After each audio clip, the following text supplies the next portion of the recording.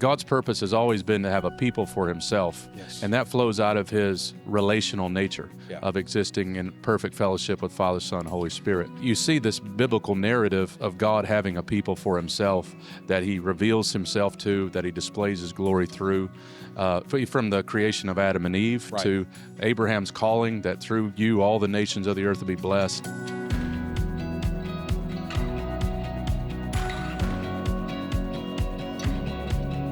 Welcome to the Modern Ministry Podcast, where we discuss issues facing ministry leaders today with pastors, theologians, biblical scholars, and some Liberty alumni in hopes of offering encouragement and insight towards a more faithful and fruitful ministry effort. I'm Troy Temple, Dean of the John W. Rawlings School of Divinity in the Liberty Theological Seminary, and we're so glad that you joined us for this episode of the Modern Ministry Podcast.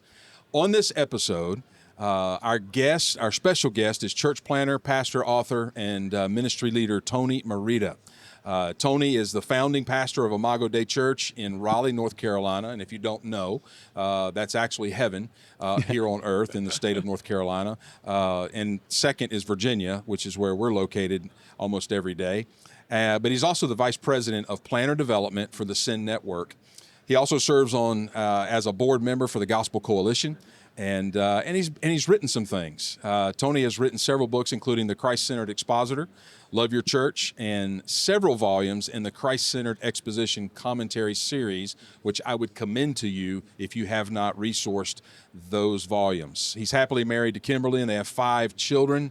On the podcast today, we want to hear more from Dr. Merida on the pastor's call to lead churches that plant churches and essential character and competencies required for those who would plant. So, Tony, thank you for being with us today on this episode of the Modern Ministry Podcast. Yeah, honored to be here, brother. Great to see you again.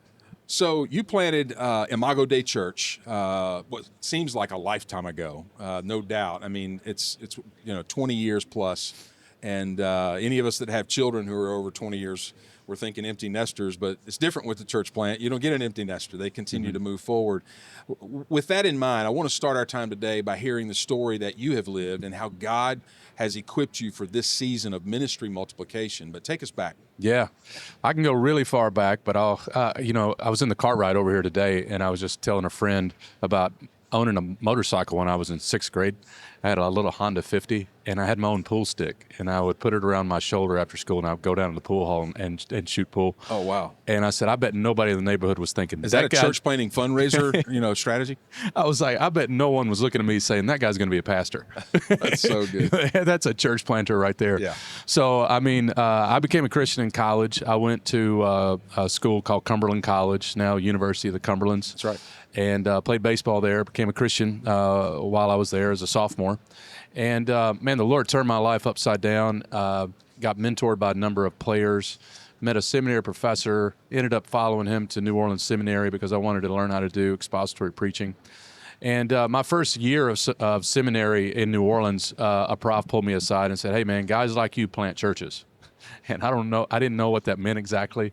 I think maybe because I came out of college ministry setting and, FCA was very formative in my life. I was very comfortable around unbelievers, and he just thought I had some of the grit and some of the skills to engage lost people and plant churches. Yeah. And I was a little bit out of. I would look at pastors and I felt a little bit disconnected, just because I didn't grow up in that environment, in church environment. And so I had an early interest in church planting, but I didn't plant for a long time. I ended up finishing a PhD in New Orleans. I pastored in New Orleans. I went on faculty for a short time at New Orleans Seminary. Right. Still wanted to plant a church. Yeah. Started an interim pastor in Hattiesburg, Mississippi at a very large church. Wow. For 18 months. We started planting churches or supporting church plants. I ended up being the pastor there for a season, great season of ministry. And then we moved to Raleigh to start IDC after, in encountering a number of church planters. And we were drawn to mid-sized cities. We had adopted 5 kids by then. Yeah. So we were looking at places for our kids, not just where to plant. Right. And also I had a background in teaching, and so I was offered a job at Southeastern Seminary to teach. So that was wonderful because I could do both, and I could start slowly as a church planter. I didn't have to feel the rush of making it in 3 years. Right. And so, but the church kind of blew up quickly. And after about 6.5 years of teaching full time, I stepped away to devote all my attention to the church. And from there, I started, just mentoring church planters. We're a church planting church.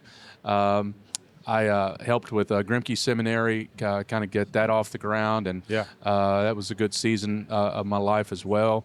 829, midway through my time at IDC, pulled me in. I was doing a lot of stuff internationally, training church planters. Right. And then 2 years ago, I said yes to this job at Send. In Vance's terms, the president of Send Network, I want you to strengthen theology and ecclesiology and preaching among our church planters. And, that's right up my alley. Yeah. And I said, it's hard to say no to, Right. given the number of church planters we're sending out at Send. And I just, I'm happy to contribute to the work that's going on there. So it's been a long journey since riding a Honda 50 motorcycle to with get the where pool I'm at. cue. Yeah. So good. That's so good. Well, it makes sense that churches should be planting churches. And when you think about church ministry, especially in this day and age, we have so many communities that are almost, it's hard to say sometimes, but they're church deserts, where there's not a vital, Great Commission centered, biblically focused local church of whatever flavor. When we know that we represent a portion of that when we talk about Send Network church plants and a very significant portion of that. But even though it seems to be the right thing and it's what we should be doing, we still have to back up and say why. And so the question I would ask is, what is the biblical theology that sits behind church planting and churches planting churches? What are the core texts that drive that and give us that context? First of all, it's a very important question. Not enough people, I think, ask that question. And really, we could spend a couple hours teasing out, theology. Well, if you don't know it, then you end up in church planting and you're wondering, why am I doing this? Because it gets hard really fast, really quick. Absolutely. I mean, and in a significant way. Yeah, your theology not only drives you, but it sustains you. It does. In hard times. You really could root it in the very doctrine of God, in the Trinity, that God's purpose has always been to have a people for himself. Yes. And that flows out of his relational nature of existing in perfect fellowship with Father, Son, Holy Spirit. And you see this biblical narrative of God having a people for himself, that he reveals himself to, that he displays his glory through, from the creation of Adam and Eve to Abraham's calling, that through you all the nations of the earth will be blessed. Like God has had this plan. When Paul is struggling in Corinth, he says, I have many people in this city, Titus tells us that we have been, God has redeemed a people for himself. He's redeemed us from lawlessness. And then, of course, in Revelation, all that culminates in a people from every tribe, language, and nation. And so church planting, we're doing more than just starting an event in a storefront or in a school. We're actually participating in that grand narrative of God gathering a people to himself. Certainly. And that's pretty beautiful, because you could gather under a tree in Africa, or in Detroit or wherever. The issue is that God's assembling a people. Right. So that's one core piece of it. Most people start with the Great Commission. That's obviously a place to look at, as Jesus, tells us to make disciples and to baptize and to teach. And we see that working itself out in the context in Acts in the church, where the teaching is happening and people are being discipled. And so truly the Great Commission points us to church planting. Though the Great Commission itself doesn't have an explicit commandment to plant churches, but make disciples. And we often say at Sin, like, our methodology is engage the city with the gospel, make disciples, and out of that plant the church. Yeah. We're not trying to sheep steal and just have a cooler church than the one down the street and take people. We want to don't plan a worship service. Exactly. We're not planning worship services. We're engaged in the city like a missionary would. Yeah. And out of that, the goal is to, you're doing evangelism in view of a church being established, right? So you've got that component you can work through. And then just as you open the New Testament, like, these churches are all church plants. Like, we don't read a lot about the language of church planting, I think, because it's all assumed. Like, we see the origin of Corinth, of Philippi, Thessalonica. We don't exactly know where church in Rome started, but it started somewhere. And then Paul writes to the church in Rome, So it's really in the air you breathe in the New Testament. Like, they're all new churches. And so we're participating in sort of this apostolic New Testament work that's really exciting. So that's a key tenet. You've got just the Spirit of God working to call a person to a work. That would be an aspect that I would point out of local church leaders in affirming that calling and Right. confirming that. So there's sort of the personal theology there of calling that comes into play with church planting. So it's big. There's a lot of strands you can pull on to really talk about the why of doing it. And then if you back away and just look at like the practicalities of church planting, and you look at, say, of the population growth, and you look at the dearth of churches in certain urban areas and certain hard places around the world, it's like there aren't enough churches, just numerically. No. And when you think about the decline of the church in North America, we need more and more churches. Now, just a caveat, even though we're talking about church planting, a lot of people raise a question about, well, don't we have enough churches? Why don't we revitalize the dying ones that we have? I'm always like, hey, it's not an either or. It's a both and. That's right. I like steak and shrimp. That's right. I don't have to choose one or the other. So we want to do that too. But we also want to say to people, like, we actually do need a lot of new churches, probably more than you think when you look at just the numbers around the world. Well, I don't want to get off subject too far, but church plants actually have represented in the more recent times some of the most effective evangelistic efforts. Yes, 100%. Because of the newness and the fervency and the passion to see themselves be an impact for the kingdom in those communities. I think too, what we've seen is this, what we like to call at Liberty Theological Seminary, we like to call it an Antiochian ecclesiology. It's good. To where we're not just called as churches to gather, we're also called to scatter and to send out. Yeah. And there was an intentionality in Antioch that they were prayed for and sent. Now, they sent some pretty stellar church planters.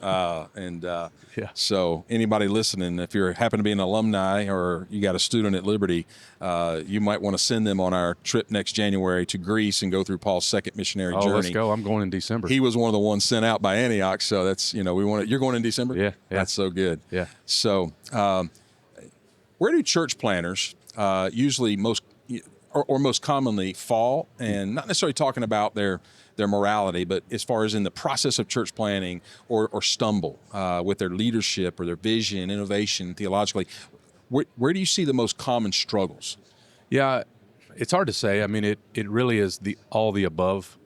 If we use the categories faithful and effective a lot with our planters, and the faithful, we're talking about good theology, good character, right? You know the gospel, you know how to organize a church. Like, we got to be faithful. That's primary. That's foundational. Faithful to your wife, that kind of thing. Effective is like, you also need good practices. You need to be innovative, to think like a missionary, to be contextual in your thinking. So I see guys falling on both categories. You've got some guys that actually they lose the grip of the gospel. Like they abandon orthodoxy, and they're no longer even preaching the gospel, right? And then you got also on that faithful side, they're just unfaithful in their character. Right. Sometimes that's the result of overwork. Sometimes it's the result of, vices that take them down. A number of things can do that. Their mental health starts to struggle. Yes, 100%. See a lot of that. I think those are the stories we often talk about probably the most, is kind of the moral or theological failures that happen. But I see the effectiveness side also being important. As a guy who gravitates to the faithful side myself, the theological side, we need to be able to do more than just exegete a passage and teach it. Like, you've got to be a missionary, That's right. And guys sometimes don't think hard enough about best practices. They don't ask hard questions. Right. Keller points this out in his book, Center Church, like the faithful, effective equals kind of fruitful. Right. You want all of that because you want a fruitful ministry. That's right. And sometimes the faithful guys don't ask enough hard questions about why this ministry is not growing, why this church is not thriving. Right. And you can use the faithfulness sort of as an excuse of, I'm teaching the Bible. But do you know your neighbors? Have you tried new things to engage your city? So I want guys to be able to learn from a lot of different tribes. Yeah. You know what I'm saying? To think hard about being effective missionaries, but also making sure you know your doctrine, because you are the theologian of a church plant, right? That's right. So the reality is the question about where do we see them fail, like the enemy will go after all sorts of areas, right? I've seen marriages just break apart. I mean, I have witnessed a cohort of high capacity leaders who are church planters. 7 out of 10 do not have good marriages, you know? You wouldn't know that necessarily because their ministries are flourishing. And when you sit down with them or you do some of the tests with them, you're like, oh, we need to press in here. And then you've got, other guys who are not, they're weak in other areas. So it's really a calling, church planting, to guard your life, guard your doctrine, think like a missionary. Try to identify your blind spots. Right. This question is so important because we need guys to speak into our lives, to have coaches that are not just in our theological camp, but also guys who are not just pragmatists, who are just thinking about best practices. So I think what I would say to a church planter, a young church planter, is I would talk to your pastors. I would talk to, if you're in a network, like you really just need to know your weak spots. And where is it that I'm prone to wander? Where is it I'm prone to fall? Yeah. And give attention to those. That's so good. Yeah. Understanding that, I love the way you characterize that in falling to the side and leaning to the faithfulness and theological. It solicits this response from me that I've shared with our students on a consistent basis. Small things done well over an extended period of time yield enduring fruit. Mm-hmm. And we underestimate the impact of the life lived well for a long time. 100%. And we try to gravitate towards how can I fix this instead of how is my faithfulness increasing, the slow and steady. Yeah. Obviously, when God reveals a new opportunity to step through it and it involves innovation or creativity, then you have to weigh that out and then determine how the church should proceed. Yeah. But your default has to be that slow, steady faithfulness to the things that we know. Yeah. And allow the Holy Spirit to bring the return in that fruit. Yeah. That's so good. Well, I want to keep moving here. Seminaries have been involved and attempted to support church planting for decades, and some to different degrees of effectiveness. What do you suggest is the most effective strategy for recruiting, training, and sending out church planters? Yeah, I think, and I'm grateful for seminaries that are doing this. I taught church planting a handful of semesters at Southeastern. We can't do it all. No seminary can, and no one should expect a seminary to do that. We're not the church. We're not the church. So there really are certain things you're only going to learn on the field. You're only going to learn through the hard knocks, right, through experience. I think what you're able to do in seminary is to take a deep dive into certain areas that really will help prepare guys for, they'll be able to do some work there that they don't have time to do, nor the resources to do on the field. Right. So what I was trying to do when I was teaching was, if we had a 3-hour class, the first hour would be biblical foundations, and we would just do a deep dive in a lot of the theology I mentioned at the top. Perfect place to start. Just make sure guys have a good, robust understanding of not just why we plant churches, but also their ecclesiology. Like, let's get all this straight, man. Like, what's your view of pastoral leadership, deacons, how you going to do membership? Like, get all of that right now in your heart and soul and mind. I would have them write small papers on issues that I knew they would have to answer on the field. Yeah. Questions of women in ministry, questions of charismatic gifts, all these issues that are hot button. I called them back pocket papers. That's right. Yeah. And I didn't even ask for footnotes. I said, give me a 2-page paper. Yeah. When somebody asks you this question, this is your answer, So I think in seminary that would be helpful to get guys ready to go theologically. The second hour, we worked through back then Keller's Center Church book, which was a good missiological text. Yes, and it helped guys think a lot about the city. And that was an area I just never thought much about as a young seminarian, a young pastor. Keller just introduced me to all kinds of concepts. That was more of a discussion-based book, and I love that hour of discussion. Everybody had to read ahead. Somebody led the discussion among the students, and that got very practical quickly, which was helpful, Right. And then the third hour, we would Zoom in. We Skyped back then with a church planter of somewhere around the world. Yeah. And that was Q&A with a practitioner. Yeah. So if seminaries can help introduce guys to real practitioners as well, Yeah. that's really helpful. And then, beyond that, the assignments that we assign were helpful. They had to write a prospectus as an assignment, certain research papers, book reviews. Right. I had them pick through a list of 25 books, and you pick 1, 2, and then we would present those book reviews along the way on the semester. So guys got introduced also to a whole host of resources, though they only had to read 1 or 2 themselves. So those are some of the things. So I think just that deep dive into certain areas, statistics, if seminaries have access to a lot of that data, sometimes state conventions have access to that data. Right. That's really helpful just to look at the demographics. If you're looking at a particular place to plant, to know all that ahead of time, boy, that's really valuable. Yeah, and honestly, Tony, everything you just shared with us are things that can be done in the context of a seminary, but honestly, they're things that churches should engage in. Yeah. Those same kinds of things. Yeah. Having cohorts of potential church planter leaders that you're walking through and training from your church. Yeah. Obviously, locking arms and collaborating. I think have been and will continue to be better together. And so we want the seminary and the academy to always be partnering with the local church. And that's our commitment with the School of Divinity here at Liberty and our Liberty Theological Seminary is to come alongside the local church in its quest to fulfill the Great Commission. Yeah. We're not the church, but we want to be a proponent and faithful in helping the church be presented to the bridegroom as faithful and spotless. Well, as we kind of wrap up our time here, I pray that there are listeners, either in this moment or in the future, who will hear this conversation and sense that God is aiming them to church plant. If that is someone that's listening in this moment or maybe in the future, what is the first step that they need to take?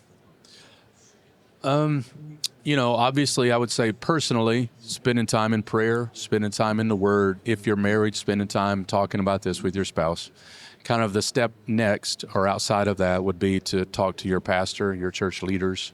No one should be planting a church in isolation or independently of a church. Right. We want to, as you've been saying, sending out by the church, confirmed by the elders or pastors of your church. So I would have some really long conversations. Hopefully that pastor is supportive if this is indeed the direction that one should take and is not trying to hold on to you. Right. But we need churches to be sending out qualified planters. Sometimes we get the question, hey, where do I find a church planter? And I'm like, your church. Like they don't grow on trees. That's exactly right. Raise them up. Raise them up. And then there are a number of good resources. Obviously seminary, if you're thinking about going somewhere, I would look into, and you're thinking about church planting, like where's a good school to be trained. There's a lot of free resources today that I would point guys to. At Send, we have newchurches.com. If you're not familiar with that Very site, much so. It's all free resources. There's a master class on theology and preaching, all sorts of videos on what we're calling the 9 essentials of a church planter. Just dig in there, man, and just see if that lights you up. See what questions you have. There's a book list that we have, resource list.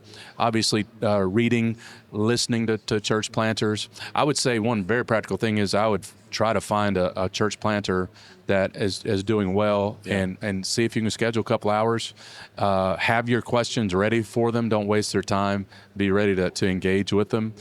And I would just say, don't think you've got to hit the rock star church planter. Sometimes those are the worst. Right. They're kind of like professional baseball players. Like they have terrible mechanics, but they're awesome. They just have talent. Just have it. Yeah, they just got it. Yeah. But you need a guy that's he's hitting 270, but he's got great mechanics. That's right. A church planter that's just doing well. He's faithful.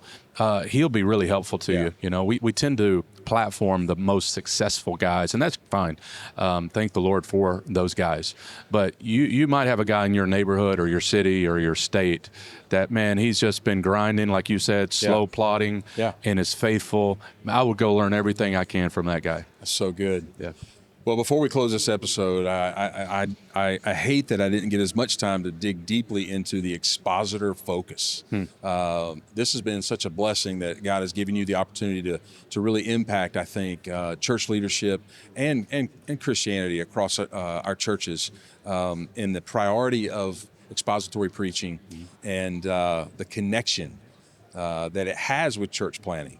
Can you speak to that, even in I don't know, even from a perspective of encouragement towards those who are out there who maybe struggle on a week-to-week basis in preparing for that Sunday morning proclamation. Yeah, I remember when I was a pastor in Mississippi, somebody said, "Where did you get your emphasis for missions?" And I didn't want to be sarcastic or condescending, but I was like, the Bible, like it's from cover to cover, you know, like, and if you take missions out of the Bible, you only have the covers. That's right. Right.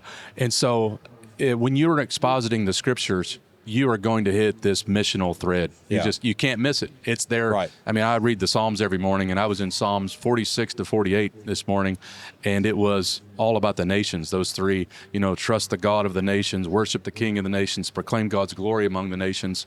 And that's just in 3 Psalms, like the mission is there.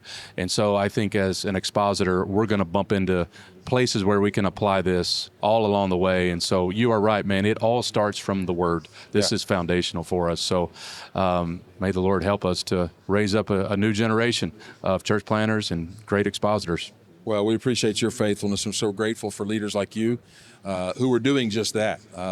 Slow, steady, consistent in developing church planners for the Sin Network, and honestly, it spins off to other areas and gatherings of churches, no doubt. So, Tony, thank you for being with us on this episode of the Modern Ministry Podcast. It is such an encouragement and always a pleasure to hang out together. It's a joy to be with you, brother. Thankful for the work you guys are doing at Liberty. I appreciate that so much. And I want to thank you for joining us on this episode of the Modern Ministry Podcast. For information on Liberty University, you can go to liberty.edu. If you want more information on the John W. Rawlings School of Divinity, you can go to liberty.edu/divinity. And then if you'd like to learn more about the Liberty Theological Seminary, you can go to, once again, liberty.edu/seminary. And we look forward to gathering with you on the next episode of the Modern Ministry Podcast, encouraging ministry leaders with biblical truth, cultural insight, and leadership application.